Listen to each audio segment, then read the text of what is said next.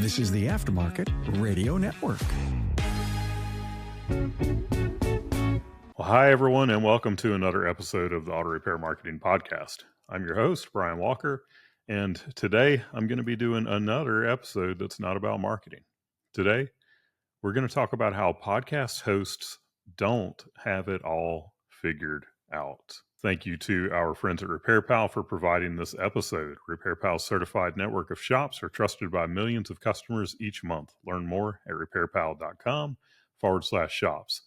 And thank you to our friends at AppFueled. AppFueled specializes in creating custom apps tailored specifically for auto repair businesses. Build client loyalty. Get started today with your own customer loyalty app. Visit appfueled.com. So yeah, this episode, podcast hosts don't have it all figured out. It comes from a post that I saw in the Changing the Industry podcast, and it was a post that Mike Allen made. And I want to be clear about something. This is not the podcast episode was inspired by this post, but it's not about this post. Okay. He made a post that was completely in jest. He was having a good time, just being funny, talking about how him and Brian Pollock were thinking about starting a podcast. But there's something that was in that post that was a bit of an ouch moment for me. And he said, that's what this industry needs is another couple of blowhards waxing poetic about how we know everything and everyone else is an idiot. And again, this isn't about that post. This episode, I guess it really comes down to it's about my own insecurities, because every time that when there's sarcasm of any kind, there's usually a little bit of truth in that. And there's my own truth is in that, because I hate influencers, yet I am one. You know, it goes back to, I used to be in this coaching group called Apex. Awesome group. I loved it. But part of Apex was they had something in there called Build Your Machine. And in Build Your Machine, you were building up a following on social media, and you were doing that by doing all of this posting where you were like giving advice and all of that. And one of the things that drives me nuts, and it's incredibly hypocritical of me because I do this. And there are times when I do it a lot more than others. And, you know, I can't stand these influencers that put stuff out there like they have just got life all figured out, and, you know, that everyone else is doing things the wrong way. So, you know, when I saw where Mike posted this, on one hand, it was like, ouch, I'm one of those blowhards that's waxing poetic about how I know everything and everyone else is an idiot. And at the same time, it's like, man, he's right. And I can't say it enough in here. It's not about him. It's not about what he said, because he was just goofing around. I'm certain of that. But when I saw it, it hit me as an ouch moment. And, you know, when I was in Apex, and still every now and then, you know, I'll throw out one of those posts where, you know, I go on a rant or something like that, or I start giving advice about something. And in this podcast, I mean, just about every one of these podcasts is me giving some kind of advice about something.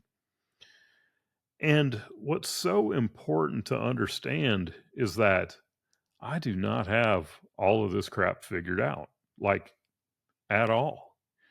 I still struggle with half the stuff that I'm talking about, you know, on a daily basis. And it's just that influencers are the ones, I hate that word too, influencer. Let's just stick with podcast host, okay? Because I don't know, I feel a little bit arrogant even calling myself an influencer. But podcast hosts, or people who post on social media, they are the ones who are willing to put themselves out there and share the things that they have learned. And it's not, and I have to convince myself of this. And I know that different people have different hearts about things, but I know that for me, it's not about how I know everything and that everyone else is an idiot. It's that, hey, here's something that I've learned along the way, and I hope that it can help you. And sometimes I give advice because of experiences that I have of doing whatever it was in the advice that I gave you, but it doesn't mean that I do it all the time. I might struggle with that on a very consistent basis. And like when I would do those long Facebook posts, those posts where I'm giving advice, I hated doing it. Man, it took everything in me to hit that post button when I was done writing it. But I would post it and people loved it. Like, I had friends who would send me private messages about how much it spoke to them or how much it helped them or whatever. Back in August, I was doing Vita, which is video every day in August, and I did an entire podcast episode about this. But I had people that would reach out to me if it was getting near the end of the day and I hadn't put my video up yet, and they'd be like, "Hey, man, looking for your video." Or my son watching it and getting in a long discussion with me about something that I talked about because, he wanted to know more. So when I look at like some of the episodes that I've done, some of them just recently, I did an episode about keeping an eye on your finances. I actually didn't do an episode about that. Sorry. I wrote a guest blog article for agency analytics about what was it? The ways to manage your expenses in your agency. It was like, five ways to manage expenses in your agency.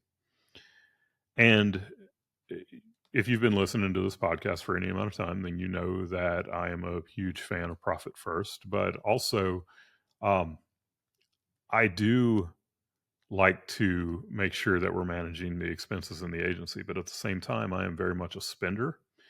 And I can be lazy when it comes to this stuff. So there are times that I know 100% that we're spending money unnecessarily. And, there is some imposter syndrome when I'm sharing some of these things that I know 100% that what I'm stating is correct, but that I may not do it all the time. And, that's a tough one. I did an episode a while back. Sometimes these episodes go against popular opinion. And as much as I like to call myself a nonconformist, um, when I'm going against popular opinion on things, it like stirs me a little bit inside. And I did an episode just recently about not playing small. And if you haven't listened to that, you really should go listen to it just to hear, you know, uh, what I was saying.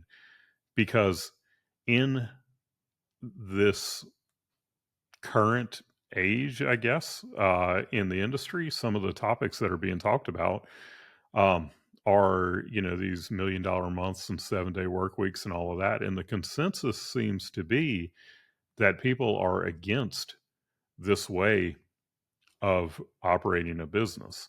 And I'm not getting into, the ethics of, oh, it's only about money or anything like that. But like my episode was just basically, if you're going to own a business, make it worth it. But then you have people that are just, tearing others down because they don't agree with the way that they go about doing it. And I'm reading some of the comments and everything, and I'm like, man, I wonder what they think of me after, I did that episode about not playing small. And I do care about what people think of me. Um, as much as I like to say that I don't, I do. And I think that that's kind of across the board. There are a lot of people out there that say that they don't care what others think about them. They don't care about their haters and all of that. But the truth is it really does, affect people when they see that stuff. But I do this podcast and, we teach classes at the various events and, I make videos on YouTube and all of that. And I'll see people doing the things that we recommend. They'll come up to me at a conference and they'll tell me about how they joined BNI and about how great it's working for them, or about the videos that they did that they can pinpoint that a certain job came in because of that video that they did. And they come up and tell us about that at the conference, and that's where it kind of makes it all worth it. And look, I'm not going to lie to you and try to act like I just do this podcast for nothing but fun or just only because it's helping out other people. I mean, we do this podcast for the know, like, trust factor. We want people to listen to this podcast and learn about shop marketing pros and hopefully become a client. But man, I love seeing the people who take the information that we put out there and they go do it themselves and they have success from it. That to me is as rewarding as when somebody says, matter of fact, is more rewarding when somebody takes the things that we're sharing and they go implement it and see a great result from it. That's more rewarding to me than when somebody says, yeah, I listen to your podcast and I think I want to hire y'all to do our marketing. Um, so, I mean, yes, of course, be careful who you listen to because there probably are people out there who are putting stuff out there and they do think that they know more than, like they have it all figured out and that everyone else is an idiot. Um, there are people that are like that, and you have to discern who it is that you're listening to. Um, but understand that we don't know it all. I know the podcasters in the industry and like I know their hearts and they're not out there thinking, "Oh, I've just got this figured out." What they're doing is they're telling you a story about something that they have experienced and that they have seen good results from and that they feel like if you give this a shot, you are probably going to see a good result from it as well. And it's hard to put yourself out there in the public eye like this.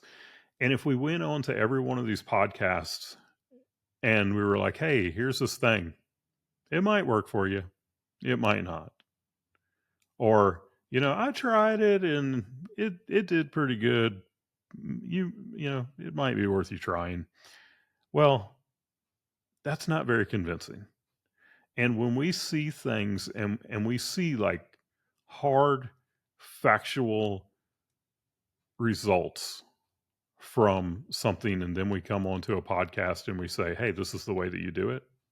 Well, go give it a shot and see how it works for you because chances are it's going to work really well. Chances are it is factual, but chances are we ain't perfect and we're not doing it that way every single time.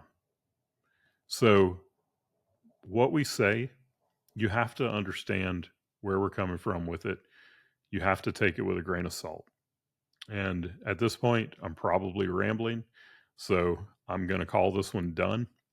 But again, this was not about Mike's post because when I saw his post, I see the truth in it also. It's just that it made me think, man, I really want to get on an episode and kind of explain my take because there is truth in sarcasm. And I know that lots of people feel this way. So, you know, it is what it is. I hope that there was some value in this for you. Thank you again to Repair Pal and App Fueled for being our sponsors. I hope that you'll listen in again next week. Remember, we are just one of a handful of podcasts on the Aftermarket Radio Network. You can find the others at aftermarketradionetwork.com. I hope that you'll listen in again next week. And until then, go fill those bays.